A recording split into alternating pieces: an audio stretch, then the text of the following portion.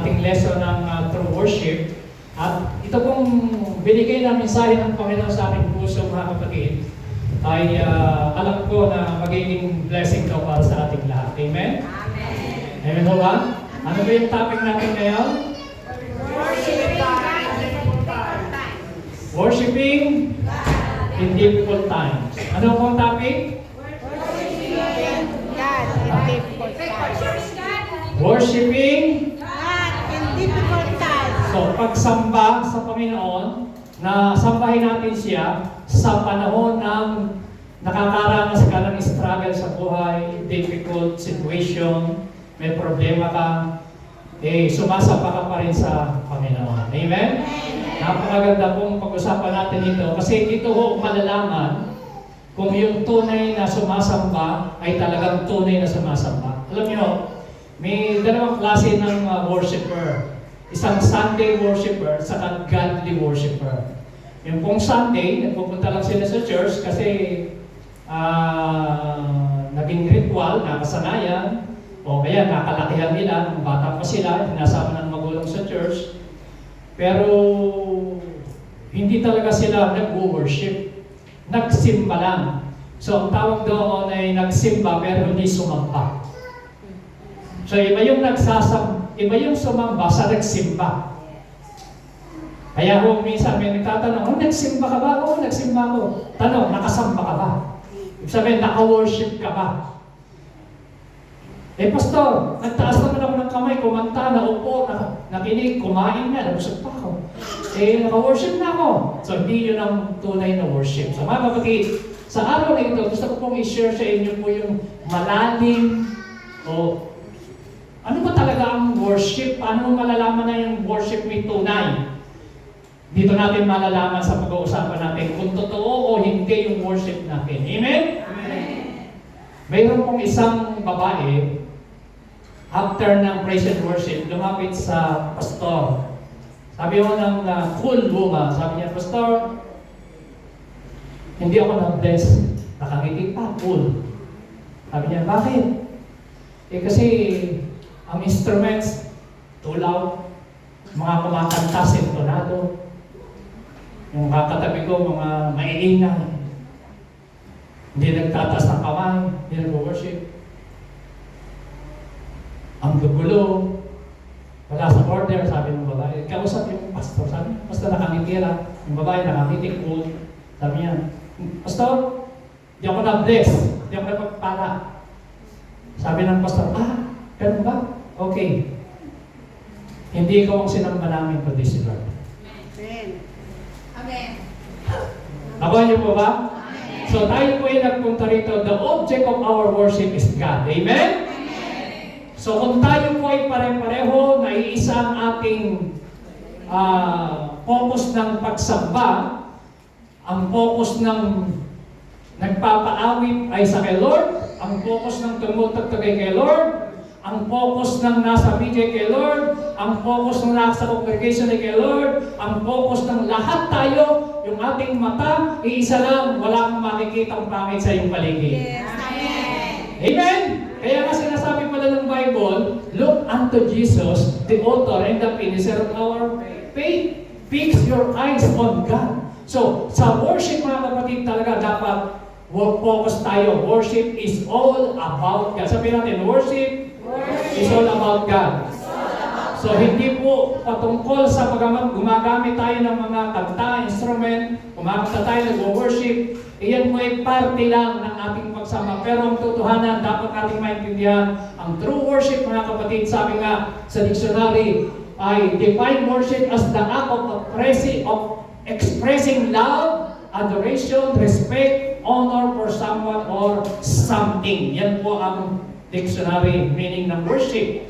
So, tinuro ko po sa inyo last Sunday, ang worship po ay pagbibigay ng mataas na pagpapahalaga sa sinasamba mo sa Diyos. Sa English word, to attribute word, to communicate honor. Sabi natin, to communicate honor.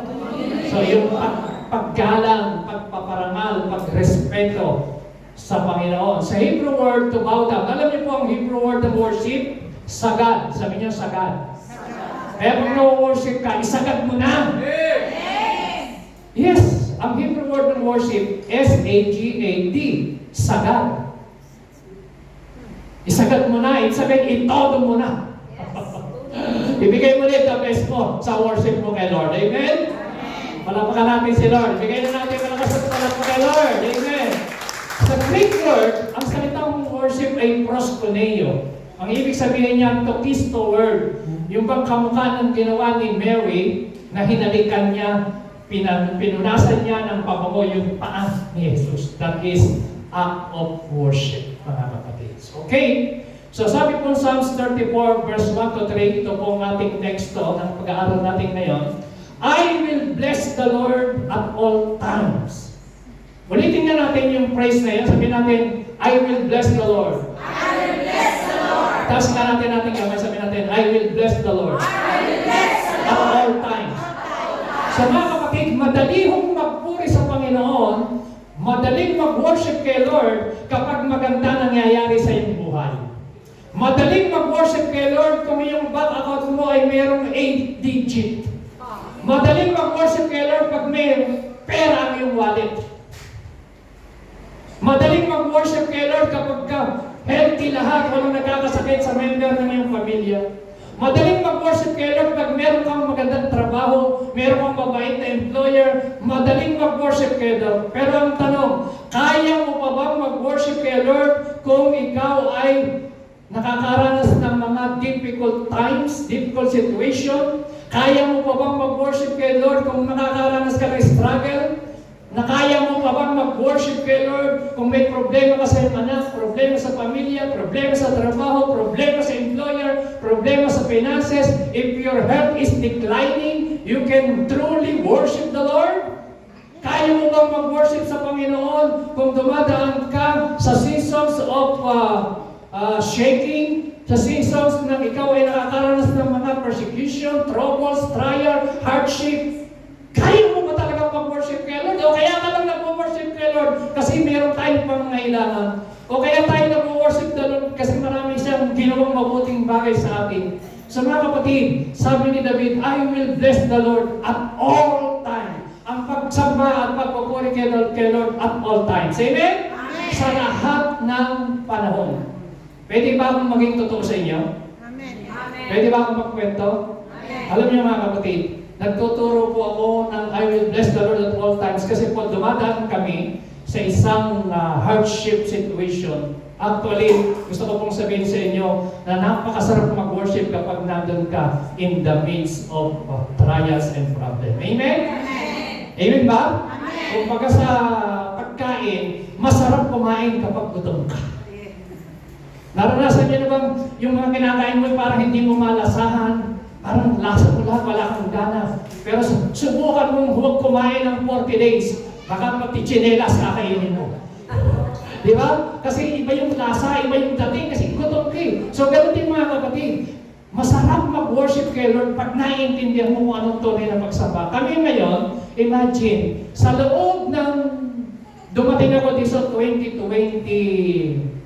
2002, December 31, tumira po kami sa bahay namin mula noon hanggang ngayon nandun kami. Last Monday, kinuusap po kami ng aming tinitirhan at binigyan kami ng taning. Sabi niya, mabait naman. Itong bahay na ito ay gusto ko nang ibenta hanggang October na lang kayo. Imagine yung napamahal na kami roon. Doon na lumaki si Asia. Dumating si Asia rito, 3 years old. Ngayon, 26 na. 20. Ganun kami katagal doon. Hindi kami lumipat ng bahay. So, tapos, binigyan kami ngayon ng, kumbaga, kailangan kami maghanap. Hanap kami ng hanap, wala kami nakikita. Basta sabi ko kay Lord, Lord, ibibigay ko na sa iyo. Kung kami aalis dito, may lilipatan kami. Basta ang gagawin namin, sasampa kami sa iyo. Amen! May problema kami, sabi ko sa kay Joy, kay Isha, basta the Lord will provide. Kung anong plano ng Panginoon, pag may nagsara, may magbubukas. Amen. So kaya masarap pa rin ang tulog ko. Hindi pa rin nagbago yung tulog ko. Nakakatulog pa rin ako. Amen? nakakangiti pa rin ako at nakakapag-meditate at worship pa rin ako kay Lord. So mga kapatid, I will bless the Lord at all times. Sabi diyan, His praise shall continually be in my mouth. My soul, ano pa yung soul? Mind, will, and emotion, make it boast in the Lord. Let the humble hear and be glad. O magnify. Alam niyo po, yung ibig sabihin ng magnify, nakakita na kayong magnifying glass. Kung ano yung tinututukan mo, lumalaki.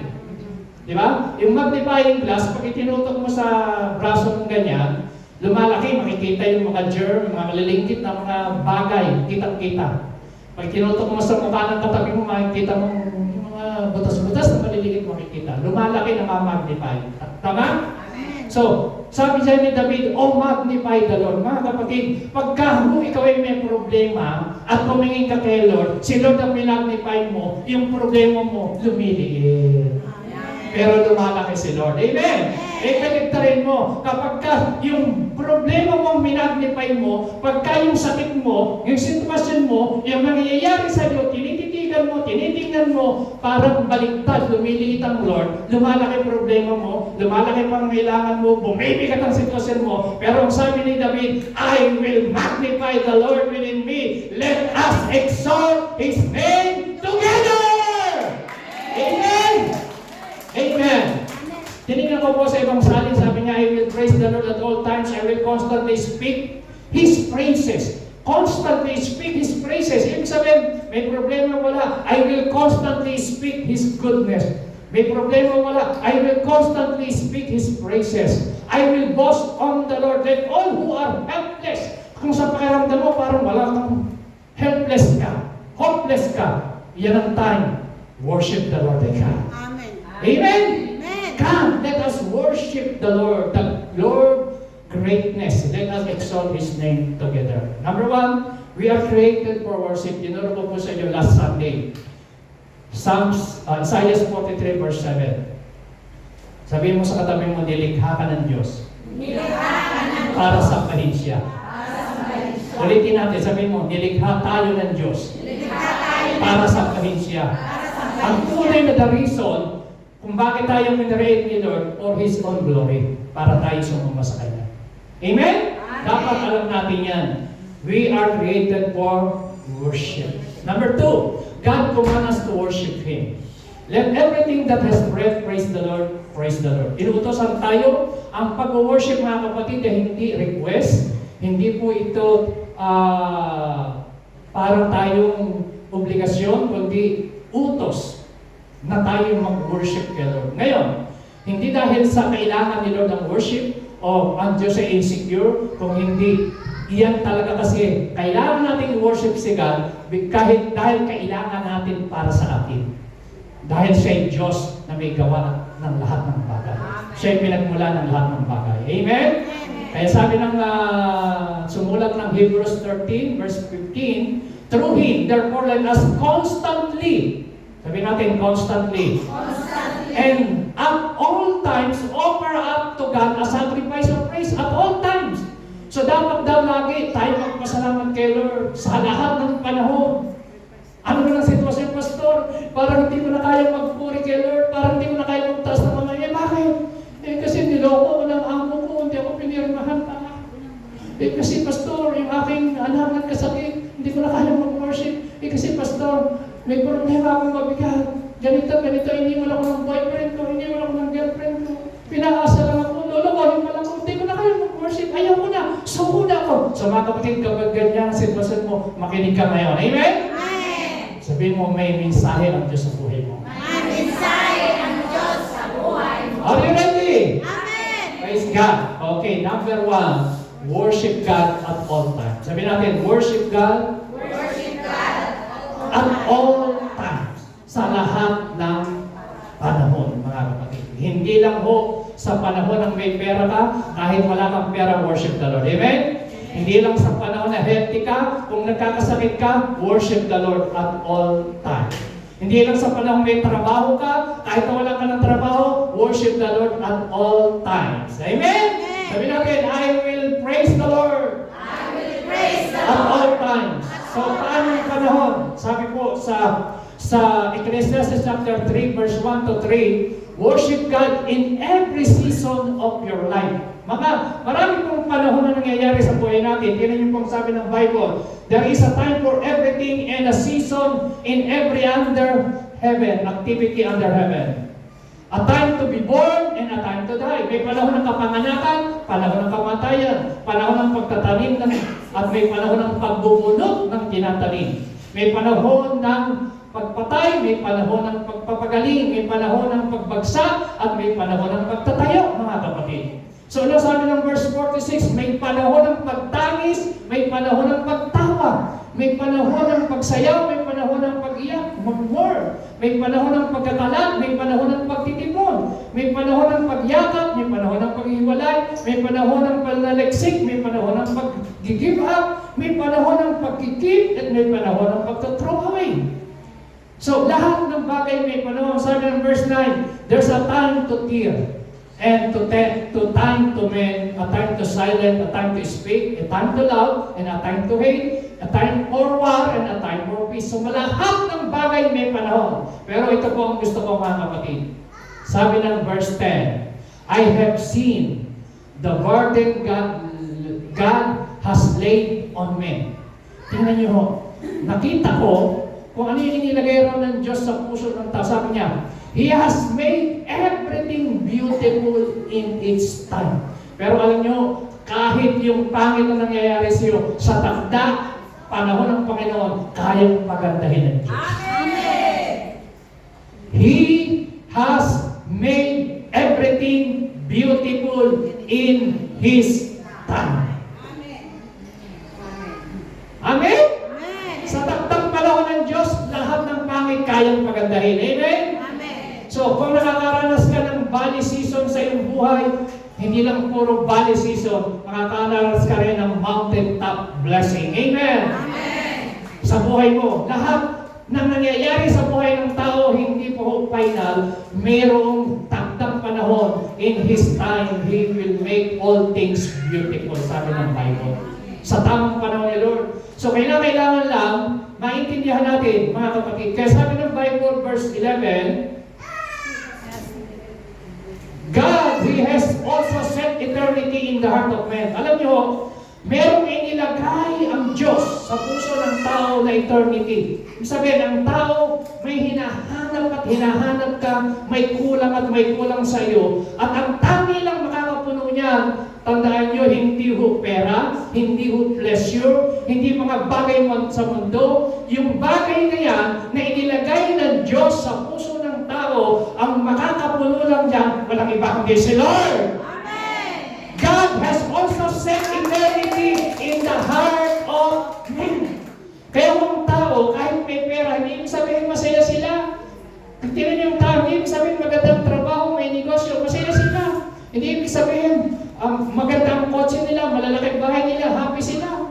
Hindi ho. So anong nakikita? Kapag wala si Lord, wala ang Panginoon. Kaya sabi ng Bible, apart from God, we can do nothing. So kasi ho, meron siyang inilagay sa puso natin na kulang at kulang, empty ang tao, at ang makakapuno lang ng kakulangan na yun, walang iba kundi si Lord. Amen.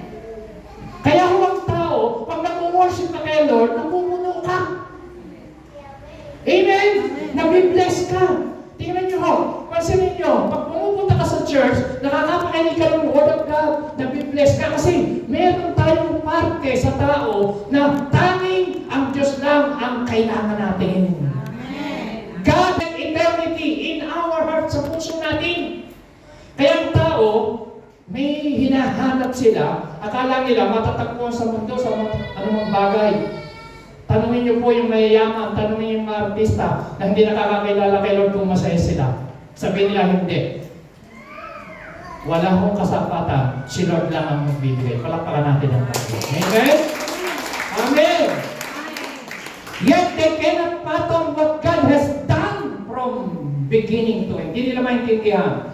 I know that there is nothing better for men. Kaya kung pinakamahalaga, mga kapatid, ito sabi niyang sumulat ng mga ngaral si Solomon, ang pinakamahalaga hanggang buhay ka.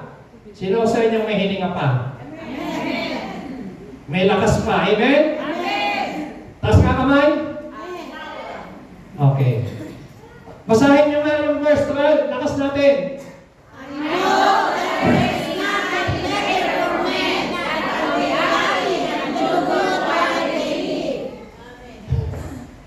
Kaya pinakamaganda, hanggang buhay ka, hanggang malakas ka, maging masaya ka, kapatid. Be happy and do good things. Gumawa ka ng mabuti.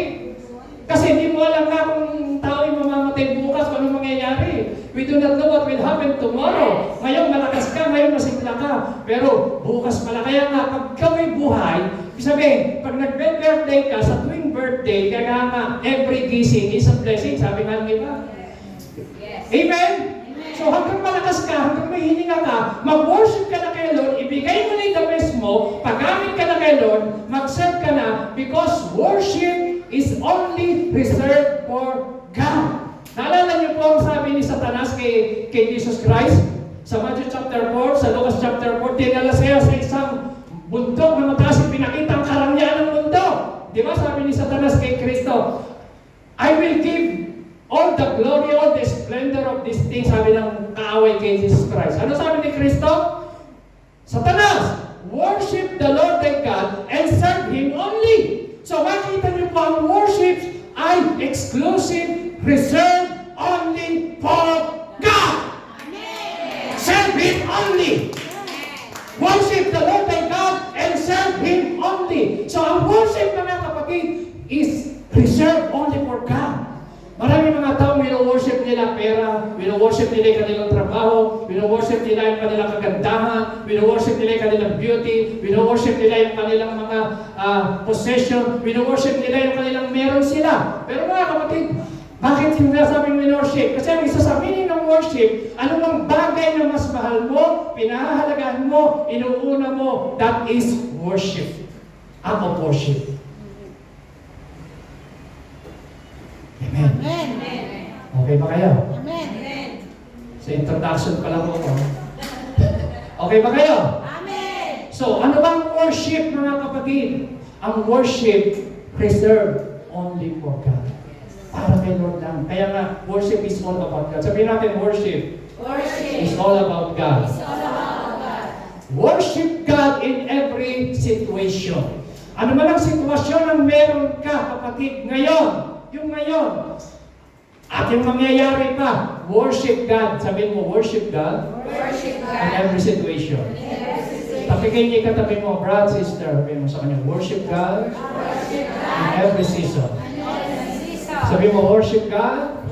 Ngitian niyo, huwag niyo sipamuta. Sabihin mo, worship God in every situation.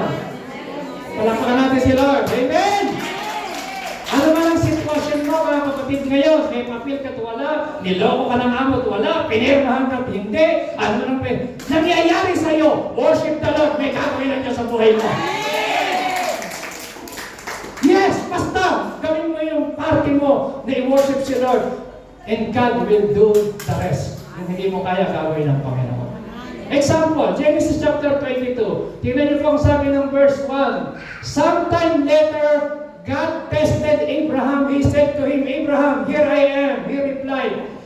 Then God said, take your son, your only son, Isaac, whom you love, and go to the region of Moriah, sacrifice him there as a burnt offering on one of the mountain, and I will tell you about. Tingnan niyo po, si Abraham, tinesting ng Diyos ang kanyang faith. So mga kapatid, makinig kayo. Ano ni Siling? Amen. So meron tinatawag na worship test. Sabi niyo worship test. So tinest ni Abraham, tinest ni Lord si Abraham to worship God. So siya mag-worship sa Mount Moriah. Sino ang i-offer niya? Yung kanyang anak. Hindi po baby yon. Mga 12 years old na boy na si Isaac yan. Hindi rin si bata. So, maaga silang gumising, nagsibak ng kahoy, may dalang apoy, naglakbay sila, nakasakay sa donkey, kasama yung dalawang servant, patungo sa Mount Moriah to worship God. Yan ang sabi ng Bible, paano nalaman kung worship? Yan ang sabi, verse 35. Sabi niya, early the next morning, Abraham got up and saddled his donkey. He took with two of his servants and his son Isaac. When he had cut enough wood, maagang gumising, matapos nagsibak pa ng kahoy. Kaya ang worship, mga kapatid, may kasamang sakripisyo. Sabi niyo, worship is sacrifice. Worship is sacrifice. So kaya pagka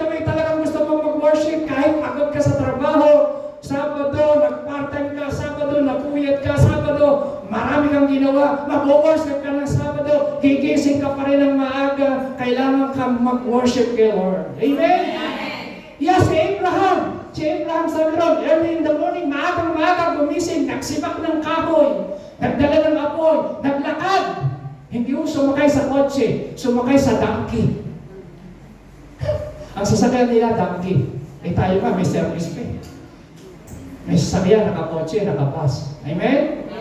Amen ba? Eh ang sasambahan nila pupuntahan, Mount Moriah. Eh tayo, Oligano. Las Alvarezas Church on the Rock Church. Amen? Sila, pupunta 3 days. Imagine nyo, nakita nyo? Hello, mga kapatid, itong tunay worship. Pero ang tunay na worship, sabi ni Abraham, stay here with the donkey, sabi sa kanyang servant. I and the boy, si Isaac, go over there, we will worship, and then we will come back to you. So ito pong salitang worship dito, the first mention of worship. Amen? Tinuro ko yan last Sunday. Ngayon, sabi ni Abraham, stay here. We will worship. Kasama ko yung anak ko, si Boy, si Isaac. Mga kapatid, ang tunay na worship may sakripisyo. Act of worship yan. Pagod ka na, nagsasakripisyo ko pa rin magluto ng tinola. Kasi gusto mong mag-worship kay Lord. Na may dala kang i-offer kay Lord para pagkatapos ng service, masarap ang kwentuhan, may kainan ka. That is part of worship. Parang hindi nyo gusto. Amen! Amen! Act of worship yan. So, habang ikaw imagine ang daming ginawa, hanggang dumating ang amo mo, daming inutos, daming nilabang, daming pinasikaso, daming ginawa. Tapos Sunday, gigising ka ng maaga, magluluto ka. Kumanta ka na lang. Hallelujah. Amen. Bakit? Kasi lahat ng ginagawa mo sa church, ginagawa mo kay Lord, act of worship yan. So habang nagluluto ka, nagdadala ka ng pagkain, that is your act of worship.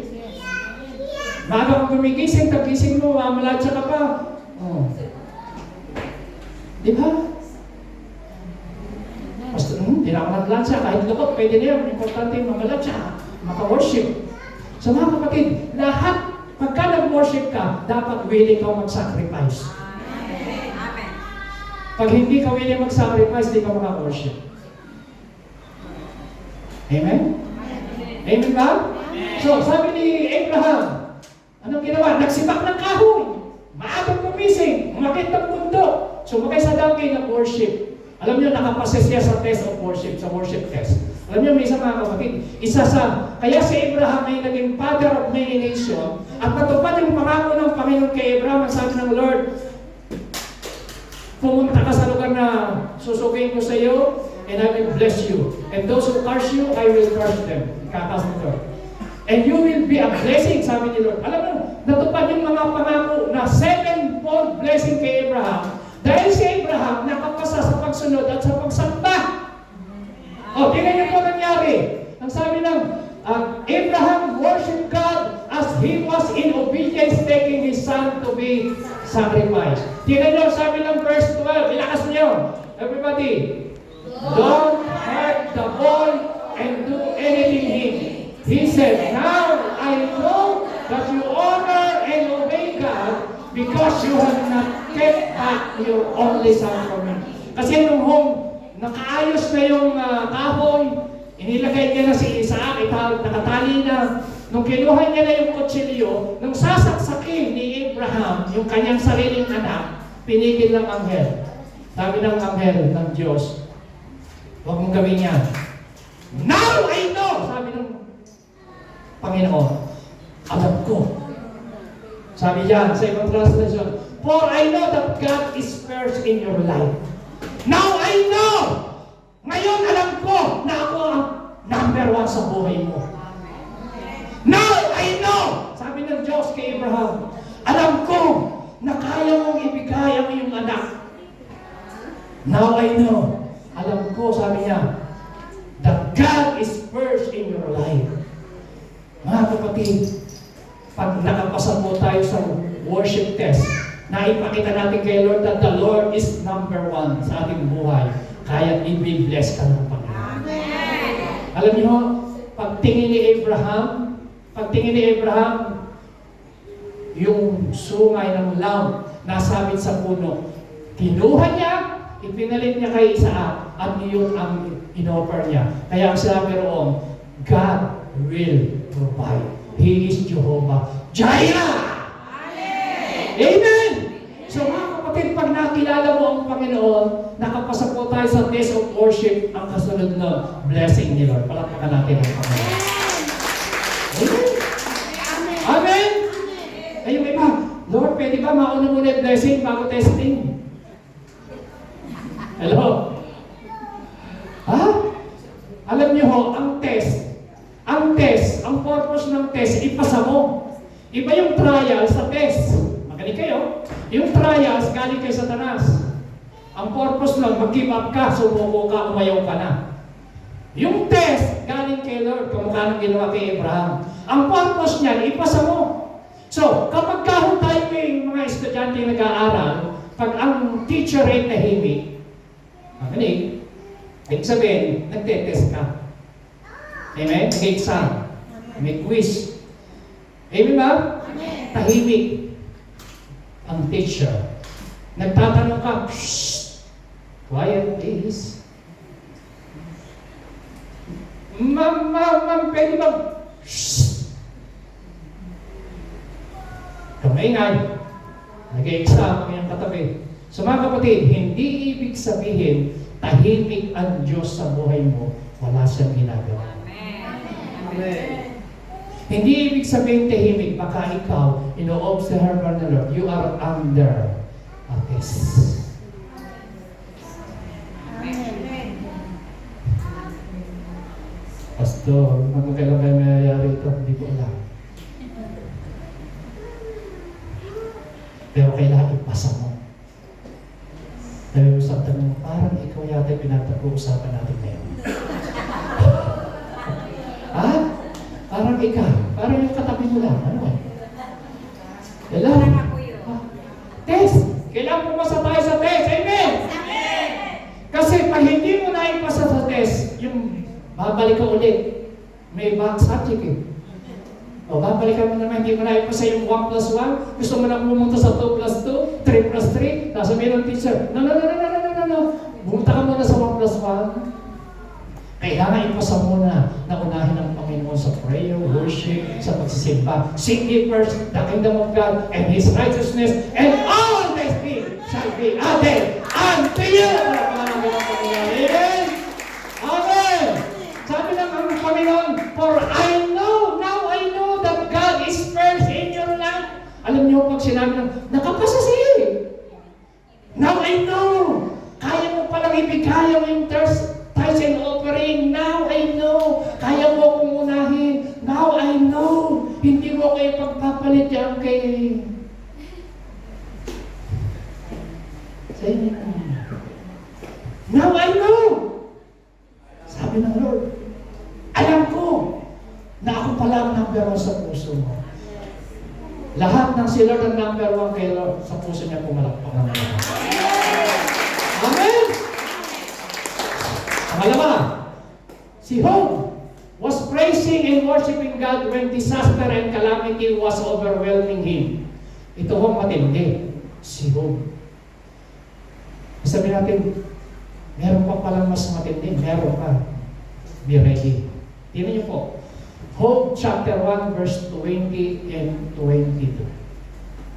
At this, Job got up and tore his robe, yung kanyang damit, sinira niya, and shaved his head. Kinalbo niya yung ulo niya. Okay pa ba kayo? Amen. Then he fell to the ground and worshiped. Pasinin niyo yung salitang worship.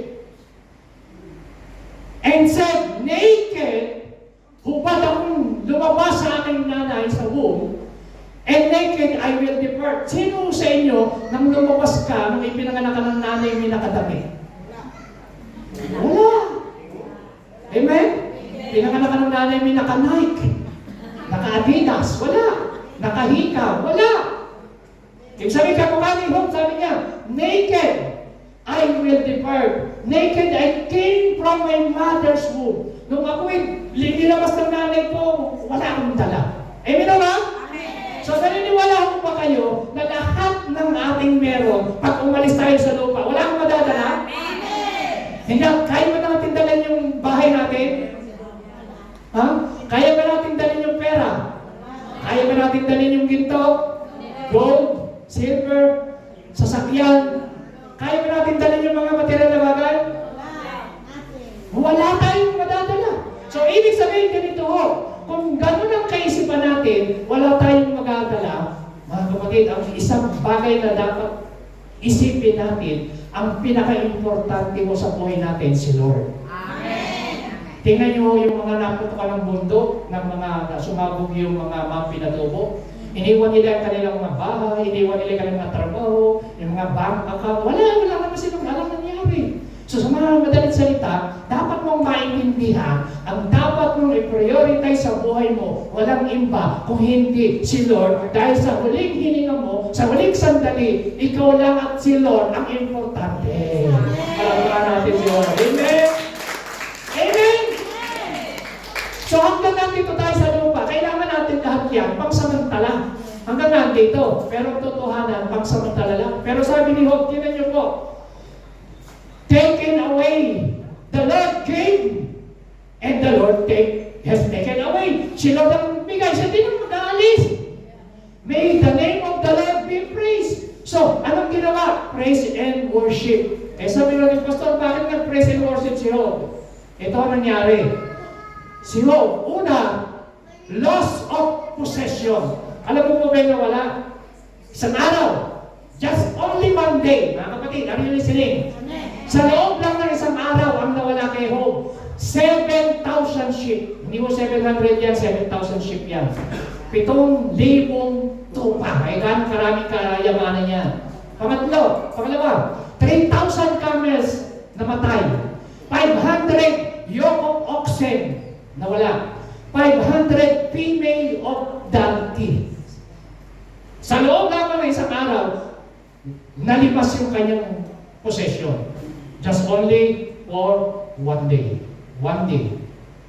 Pangalawa, loss of servant. Alam niyo po, sabi sa Bible, pag binasa niyo po, yung kanyang servant marami, hindi ko binanggit kung ilan. Ang sabi ron, large number of servants. Lahat namatay in one day. Pangatlo, loss of children. 7 anak namatay. 3 anak na babae. So, total of 10 patay lahat just in one day. Nakikinig po ba kayo? Amen. Number 4, nagkaroon siya ng physical affliction. Si Job, nagkaroon ng sakit na bukol. Hindi ho isang bukol, hindi dalawa, hindi tatlo. Bukol mula ulo hanggang paa. Painful boils causing him great physical suffering. Panglima, yung kanyang 3 kaibigan, Eliphaz, Bildad, and Zophar, lahat sinisisi siya. Ayan, pinarurusahan ka ng Diyos. Ayan, judgment yan. Ayan, kaya ka windang-windang ang buhay mo, kaya ka nagkabukol, nagkasakit, kaya namatayan ka, kasi ganyan, parusa ng Diyos yan. Siguro nagkasala ka. Asa ng kanyang mga kaibigan, iniwan siya. And number 6, yung kanyang asawa, kakampi ni Satanas. Sabi sa kanya, oh, hanggang ngayon nag-worship ka pa rin. Sumpahin mo na ang Diyos mo. Mga kapatid, yan ang reason, yung binasa nating verse, ang response. Are you listening? Amen. Ang response ni Job, nag-worship siya. Kaya tinan niyo sabi doon, at this, Job got up and tore his robe and shaved his head. Ano ginawa niya? He fell to the ground and worship. Mga kapatid, si Job, sa kabila ng matinding pangyayari, anong kanyang ganting ginawa? Nag-worship sa kay Lord. Yan ang true worship. Pag kaya mong sumamba kay Lord, sa kabila ng pangit na nangyayari sa buhay mo, handyan ka pa rin, nag-charge ka pa rin, nagtataas ka pa rin ng kamay, kumakanta ka pa rin, nagbibigay ka pa rin, nag-worship ka pa rin, nagpapasuri ka pa rin, ibig sabihin, that is the true worship, mga kapatid. Yun ang tunay na pagsamba. Hindi yung pagsamba lang ay pupunta rito, tutugtog, hindi mo masama yun. Pero ang tunay na pagsamba, yung response mo sa kabila ng sitwasyong nangyayari sa iyong buhay. Yung response mo is sambahin pa rin ang Panginoon. Tingnan niyo kung ginawa niyo. That is true worship. Amen? Sa kabila ng nangyari sa buhay niyo, nag-praise and worship pa rin siya. Sabi niya, anyway, lumabas ako sa tiyan ng nanay ko na walang dala. Pag-alis ko, wala rin ang madadala. That is wisdom and revelation. Alam niya, ang Diyos ang importante. Tapos to, tagal ko na sa trabaho ko, di ako pinirmahan, di ako ganito. Yes, marami pang employer, marami pang pipirma sa hindi pa tapos ang Diyos ang buhay mo. Amen? Amen. Tapos to, tagal yung pera ko inipon, ininvest ko, na-scam ako, niloko ko. Yes, marami talaga scammer sa mundo. Hanggang nandito tayo sa mundo, maraming manlaloko, maraming sinungaling, maraming mandaraya, marami. Kaya mo dapat kailangan natin ng wisdom. So mga kapatid, ang importante, dapat anumang sitwasyon nangyayari sa buhay natin, ang response natin is to praise and worship God. Palakpakan natin ang Panginoon. Amen? Amen? So si Job, si Los, nawala ang lahat. Si Job, lahat nawala. He lost his possession, lost his servant, lost his children, physical affliction, accusation from friends, and wife's counsel to harsh God. Pero sa kabila na ng ganti niya, hindi siya nagtampo kay Lord, nag-worship pa siya. So mga kapatid, sa pakiramdam mo parang mabigat yung nangyayari sa buhay mo. Iniwan ka ng asawa mo, niloko ka ng asawa mo, ang anak mo, nagkaroon problema sa Pilipinas, nagkaroon pa ng sakit karamdaman. Mga kapatid, isang bagay, alam ng Diyos, magtiwala tayo kay Lord, di pa tapos ang Panginoon sa buhay natin. Amen? Sabi ni Job, lumabas ako ng wala, praise God. At least, binigyan ka ng buhay ng Panginoon. Kung nakarating ka sa age mo na ngayon ganyan, ibig sabihin, praise God, meron ka pa rin pagpapasalamat kay Lord. Amen? Palakpakan natin ang Panginoon. Amen! Jesus worshiping God in the garden before His crucifixion. Alam niyo po, bago siya mapako sa krus, hinarap ni Kristo, ang haharapin niya ay kamatayan. Pero, alam niyo ginawa ni Kristo? Nag-worship siya. Sabi ng Luke chapter 22, verse 38, 40, the disciples said, "See, the Lord, here are two swords. That is enough." He replied. Jesus went out as usual to the Mount of Olives. Lagi niyang ginagawa. And His disciples followed Him. On reaching the place, He said to them, "Pray that you will not fall into temptation." Verse 41, He withdrew about a stone's throw beyond them, knelt down. Yan yung ginawa ni Jesus Christ kung siya nangihina, para bang hindi niya kayang harapin yung kamatayan sa krus. Alam niyo yung ginawa ni Jesus Christ? Nagpakumbaba, nagpray. So tandaan niyo po, prayer is worship. Amen? He knelt down and prayed. Sabi niya sa verse 42, "Father, if you are willing, take this cup from me. Yet not my will, but yours be done, O Lord." Hindi yung kalooban ko, kundi yung gusto mo. So makikita niyo mga kapatid na si Jesus Christ, mabigat yung kakaharapin niya kamatayan sa cross. Pero alam niyo, nung nag-worship siya, ano nangyari? Verse 43, kayong bumasa. Lakas niyo po.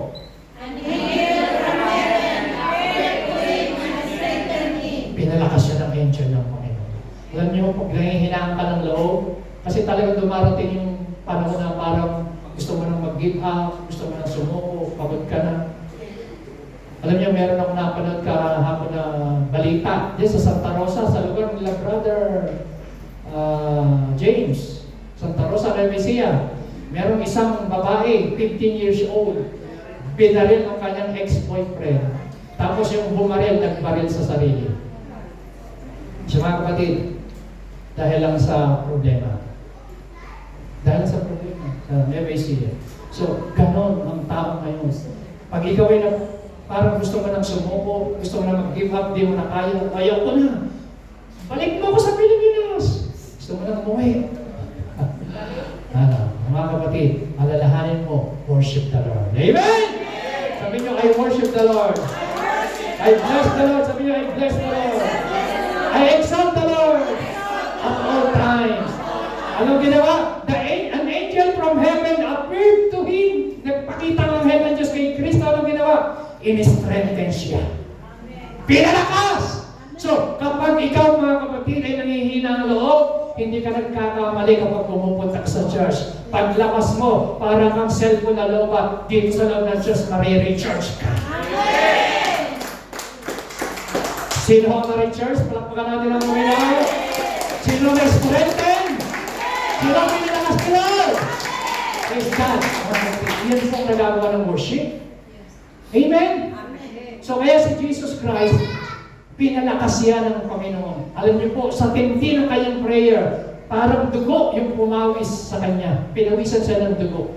Kasi ayaw niya hanggang maaari, not my will, but let thy will be done. Pero alam niyo, sinurrender pa rin niya yung kanyang will. Lord, hindi yung will ko, kundi yung kalooban mo. So mga kapatid, worship is act of surrender. Sabi niyo, worship is act of surrender. Surrender yung will. Pag nag-worship ka, sinusuko mo ang kalooban mo sa Panginoon. Kasi hindi mo naman talaga will kung may isang maupo dyan, di ba? Para kung hindi wala kang gana. Hindi lagi tayo may gana. Hindi lagi tayo. Kahit ako, hindi ako palaging may ganang magturo. Pero ginagawa ko ito, I want to worship God. Bakit? Ang worship ay hindi pakiramdam. Ang worship ay utos ni Lord. Ako'y nilikha to worship God. Amen! Amen!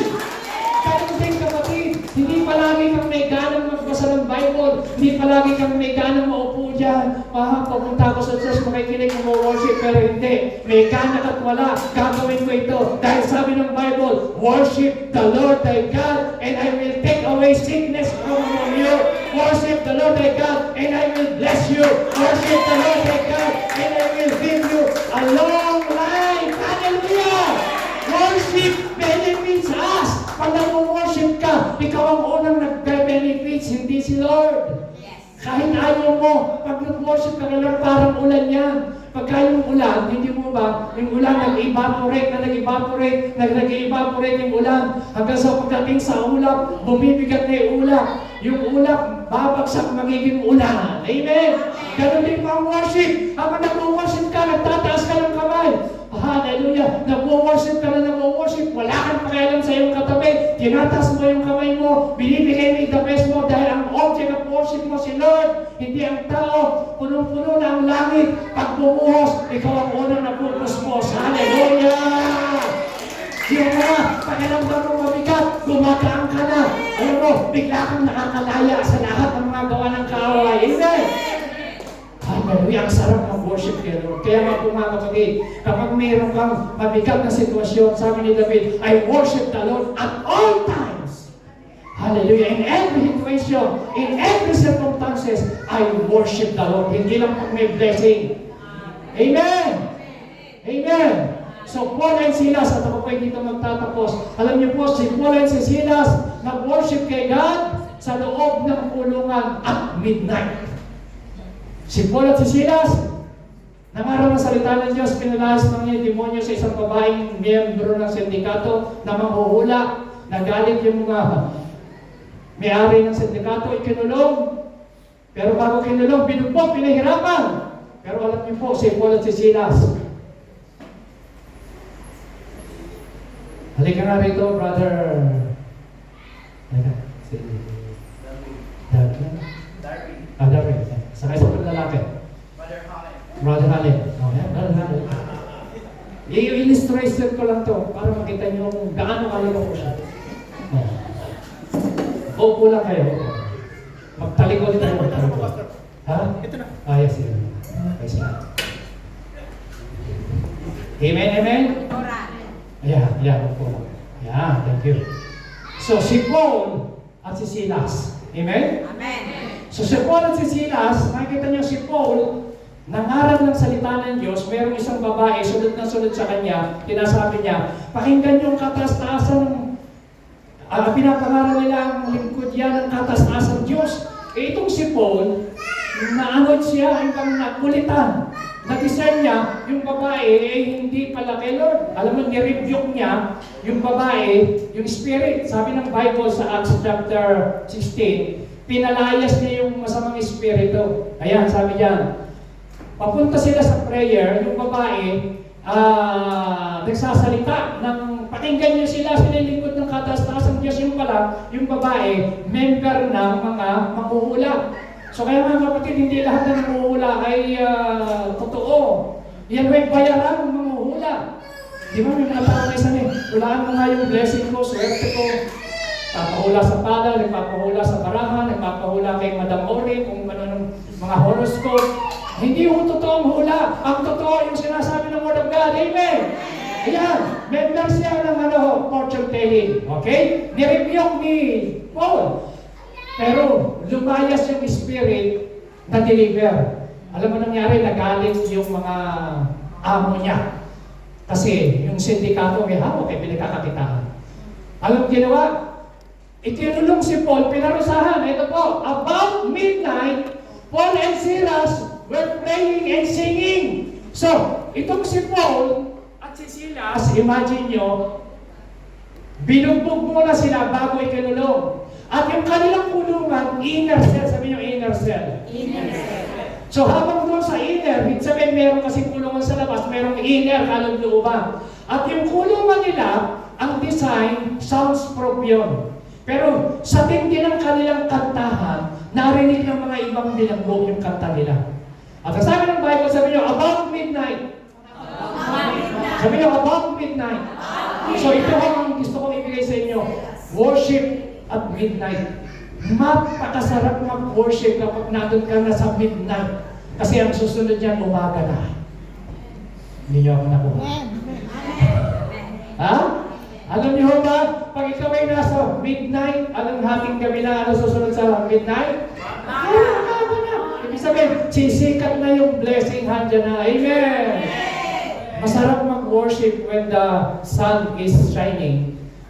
But mag-worship ka rin, even the rain is falling. Kahit umuulan na, mag-worship ka pa rin. Amen? Okay. Si Paul at Silas, balik tayo. Binugbog. Yung kanilang paa ay kinadena. Yung kamay, nakakadena. Ha? Nakakadena. Imagine, wala kang mababasa sa Acts chapter 16 na itong dalawa. Nagreklamo, sinabing, Lord, pag ganon, sumusunod naman ako sa iyo. Lord, pag ganon, nangarap kami ng salita ng Diyos, nagpalayas na kami demonyo, nabilang mo pa kami, wala kaming kasalanan. So, wala kang mababasa sa Acts chapter 16 na sila'y nagmarmori, nagreklamo. Kasi po mga kapatid, listen, the opposite of worship is murmuring.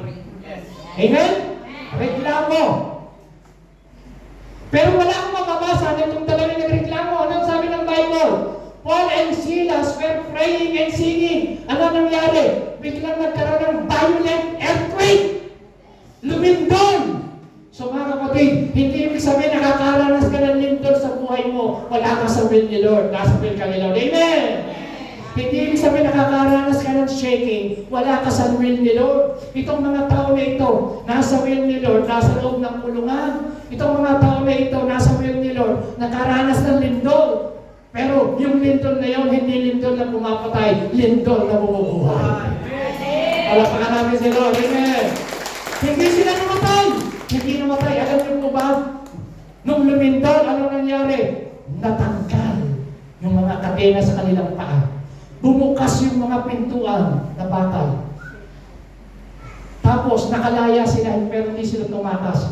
Yung bantay, kinuha yung sword. Sasaksakan ng sarili, sabi nila Paul, huwag mong patayin na yung sarili, dito pa kami, hindi kami tumakas. Sabi na nagtanong ko yung guard, ano gagawin ko? What shall I do that I might be saved? Sabi ni Paul, believe and you will be saved, you and your household. Mga kapatid, ito ang purpose. Hindi sila nakulong, hindi sila nabilanggo, dahil wala sila sa will ng Lord. Kaya pala sila nakulong at nabilanggo, dahil sa pagsunod nga sa will of Lord, at sila po, nakaranas ng himala, ang purpose nun, para ma-save yung girl at yung pamilya ng pabautismo. So, ang miracle, mga kapatid, okay yan. Pero ang tunay na purpose, ang tunay na dahilan, kung may mga signs and wonders man, gusto nila na masing tayo. Masing ang ating kaluluwa. Masing ang ating pamilya. Kaya alam niyo yung girl, nung lumindol, tinan niyo po nangyari. Suddenly, there was such a violent earthquake that the foundation of the prison were shaken. Biglang lumindol. Mga kapatid, tanongin ko kayo, anong earthquake na nararanasan mo ngayon? Anong earthquake? 8.8? 8.4? Anong lindol? Ang earthquake na nararanasan mo ngayon, sinishake lang para malaman, alam ng Lord kung ikaw ay nakatapit sa Kanya. Amen? Mas-shake yung dapat mas-shake, manatili ang dapat manatili. Palakpakan natin si Lord. Amen? Ano po nangyari? Verse 30. Yung kanyang pamilya, nagpabautismo at nasave yung buong bantay. So mga kapatid, yan po ang pinaka-final reason, pinaka-number one reason. Kung nakakaranas tayo ng miracle sa buhay, hindi po natatapos doon. Gusto ni Lord, masave tayo, masave ang ating pamilya. Palakpakan natin siya. Amen? Magagaling tayo ni Lord, pero hindi po sapat yung kagalingang pisikal. Ang importante sa Kanya, salvation ng ating kaluluwa, salvation ng ating pamilya. Iyon ang importante. Makikita natin yan na save yung kanyang pamilya, yung jailer, na born again, at nagpabautismo kaagad. So mga kapatid, sa binasa po natin istorya, ano makita yung lesson? Si Paul at si Silas, umawit sila at midnight. Sabi nyo, at midnight. Yung midnight na yun, simbolo ho ng ikaw ay nasa peak ng hardship, sa peak ng iyong trouble, sa peak ng nandun ka talaga sa mabigat ng problema. Midnight. Yung di mo na alam ang gagawin mo. Ito ang iniisip ko. Itong si Paul at si Silas, iniisip ko, hindi mo sila nagsikulang kumanta ng midnight. Inabot sila ng midnight. Hindi sila nag-uusap ng Brother Saul o Brother Silas. Paglabas natin, ihabla natin, gumanti tayo, paabogado tayo. Walang reklamo eh. So si Paul at si Silas, anong ginawa nila? Nag-worship kay Lord. Amen! Pagka nag-worship ka kay Lord, maraming bubukas na pintuan. Pag nag-worship ka kay Lord, maraming kadena, maraming mga nakatali sa paa na makakalaya. Worship is your weapon. Worship is our weapon. Kaya huwag kayong maging tamad na magtaas ng kamay pag nag-worship ka. Give your best. Huwag mo nung tingnan yung katabi. Give your best. So, tinatawag mo, Pastor Philip. So, mga kapatid, God is faithful. Amen? Amen. Pag nag-worship ka, maraming pinto ang bubukas. Maraming pintuan ng opportunity na bubukas sa buhay mo. Amen? Amen. Si Abraham nung nag-worship kay Lord, sa kabila naman yung problema, nakapasa siya. Siya po ay naging father of many nations. Si Job, nung nag-worship kay Lord, at the end of kanyang life, yung blessing niya, dinoble ni Lord. Amen? Double blessing si Job. Si Paul at Silas, nabilanggo na worship kay Lord, nabuksan ang mga bilangguan at mga kadena na tao. So mga kapatid, ang nararanasan mo ngayong problema, worship the Lord at all time. At i-bless tayo ng Panginoon. Tayo natin ito ngayon. Thank you, thank you, thank you. Awitin natin yung worship nito, mga kapatid, yung pinanta kanina, goodness of God. Tayo po natin ito ngayon. Hallelujah. Thank you, Jesus. Ano man ang may kabigatong pinagdadaanan, alam ni Lord, ang